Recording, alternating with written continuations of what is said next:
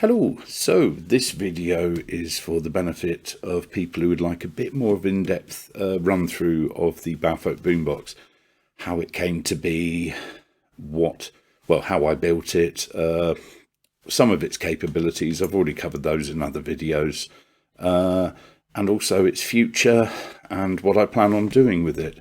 So before I run into that, I'd just like to say, if you haven't seen the introduction to the Balfolk BoomBox, please check out the video here.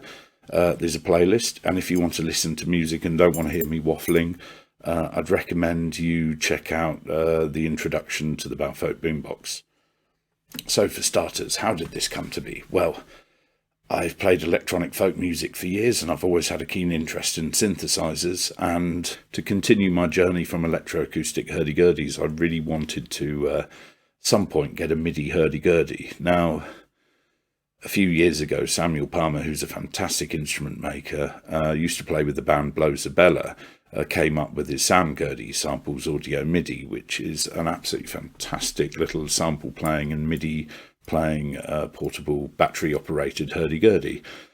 He said, would I like to order one, because he knew I was keen on such things. Unfortunately, I didn't have the money at the time, so I had to pass up on the opportunity. Now, a few years go by, I got to play a couple of them, and I very much enjoyed it. And Sam, as I got to know him better, eventually offered me his prototype, which he no longer had any use for, on the condition I do something interesting with it. So this happened. I honoured that promise, I think.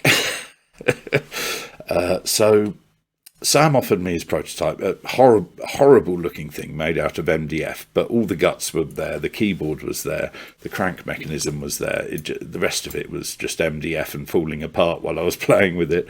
And the first thing I did was I took it home and I plugged it into my analog synth, all excited, and it didn't work as I thought. Now, it had a few issues with the MIDI. I was expecting something slightly different, but it did work. But I spoke to Sam, and me and him worked on the programming, and we made it work a little bit better for what I wanted to do with it. Now, he said, what are you going to do with it? I said, well, I might build it into an all-in-one synthesizer, something portable. So I then started setting myself a design brief. Now, I like to think of a design brief as a set of limitations.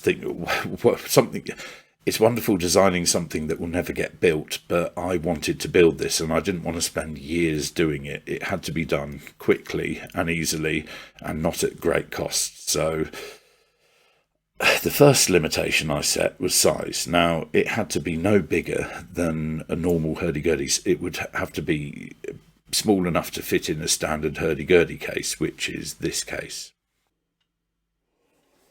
So that meant it had to be about the same depth, width and length as a standard hurdy-gurdy. Additionally, I wanted to make it small enough that I could fit all the cables in the bag with it. So that was the first limitation. The second limitation was portability. It had to run on batteries. So I decided to use, being a keen model enthusiast, I decided to use model aeroplane and car and boat batteries. So I decided on nickel metal hydrides because they are reliable, they have a decent charge density, and they don't have the downsides of lithium ions, which are flammable. You can't fly with them, and they cost a lot. So until the price of lithium iron, IRON, until the price of lithium iron comes down, I'm going to stick with nickel metal hydrides.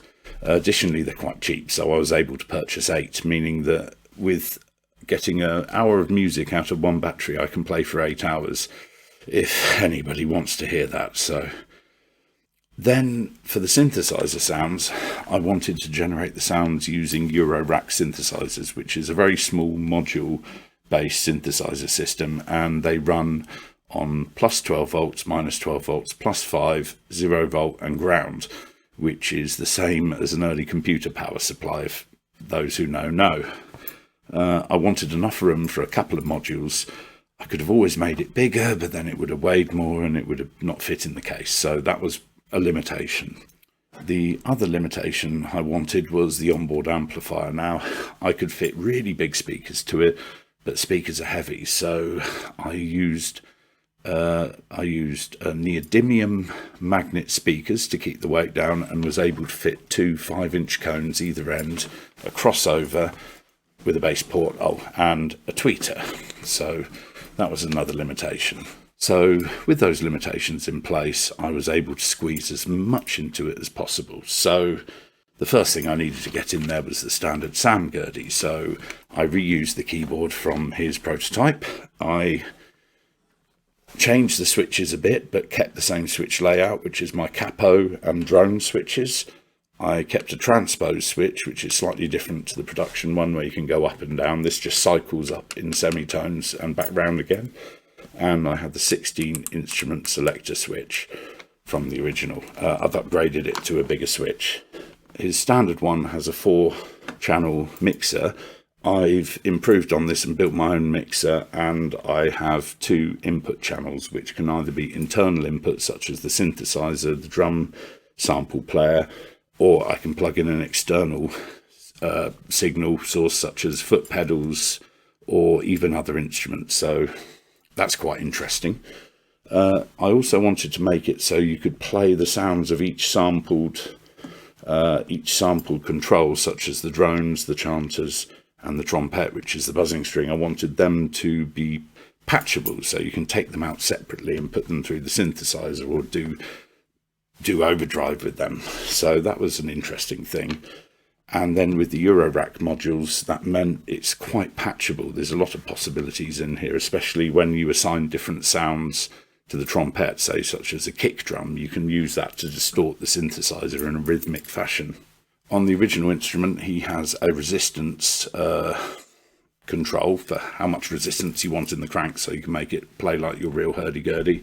And it also has the standard Tirant, which is the trigger speed for the trompet buzz. Another feature which I wanted to include was a autoplay, i.e. a bypass for the handle. So on the SynthGurdy, like all real Gurdies, you have to turn the handle to generate the sound by bowing the strings. On this, I wanted a switch which would allow me to free up my right hand from the knob, so that I could play the synthesizer as well as playing the keys at the same time. Now, this took way too long to do in the programming, so me and Sam battled with this for weeks, if not months, and in the end it resulted in a very convoluted code, but we got there. It almost doubled the code just to fit one switch. The other thing which I thought would be quite fun to fit is a sample player. This plays single triggered sounds of different lengths, so it can either be a short length kick, clap, snare, tom, or a 4-bar drum loop like an aim and break. And these play out of a send, and that can be patched back through the synthesizer and into the mixer. Another thing I wanted to add was effects loops. So here we have send and return for onboard effects such as the multi-effects unit or the overdrive, and I also have an effects loop for foot pedals, so I can send it to pedals on the floor and back up and still use the amplifier, or I can just send a master signal out of here. So I have lots of options for patchability. So to make this all work, I had to get a lot of wiring inside this. It actually gets warm inside because I have several power regulators running, plus the synthesizer has temperature control oscillators, meaning it does generate a wee bit of heat. I'm only getting an hour per set of batteries, so I think the draw is about 5 amps, which is quite a lot, but with a 30-watt amplifier, that's what you'd sort of expect at 7.2 volts. So that was roughly what I was aiming for. I spent 3 months designing it. I built it in a month. It was quite a nice building process because at no point did I really backtrack. I prototyped a few things on the bench before. There was no point where I thought, oh, I want to add this as well. It had already been designed before it was built.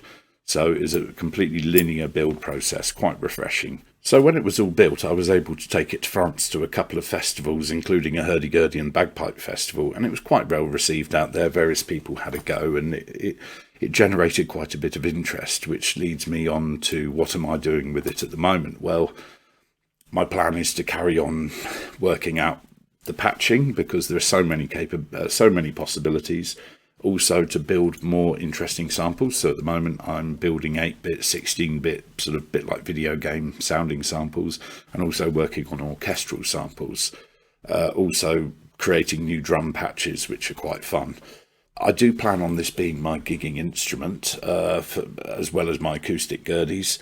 I want to see this on stage more. I want to be on stage more. That would be awesome. And yeah, and I want to play folk music on this thing, which leads me on to the name. I called it the Balfolk BoomBox. Now, Balfolk is a genre of French dancing, it's traditional dancing, and it's now sort of pan-European. It's organic dance floor, man. It's cool. And the great thing with Balfolk is it's always evolving.